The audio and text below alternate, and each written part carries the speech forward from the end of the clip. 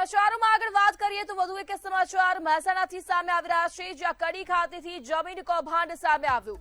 કડી તાલુકાના વડાવી ગામે જમીન કૌભાંડ બહાર આવ્યું। તરસડિયાપરા પ્રાથમિક શાળાની જમીન હડપ કરવાનો આ કારસો રચવામાં આવ્યો હતો। નીલકંઠ મહાદેવ મંદિરની જમીન હડપ કરવાનું કાવતરું રચવામાં આવ્યું, ત્યારે અમદાવાદના બિલ્ડર સહિત લોકોએ કબજાનો પ્રયાસ કર્યો। તો વધુ વિગતો સાથે સંવાદદાતા અલ્પેશ પટેલ લાઈવ જોડાઈ ગયા છે। જી અલ્પેશ, જમીન કાવતરું રચવાનો આખો આ ખેલ સામે આવ્યો છે, કોણ જવાબદાર, કોના દ્વારા કાવતરું ઘડવામાં આવ્યું?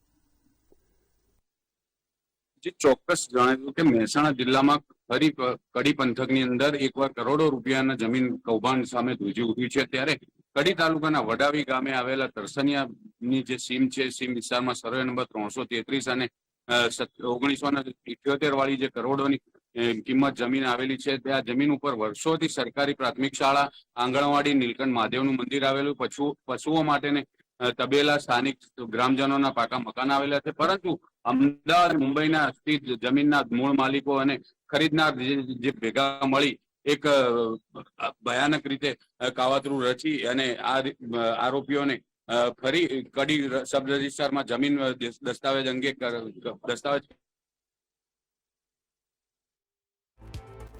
લાગે છે સંપર્ક કપાઈ ગયો છે।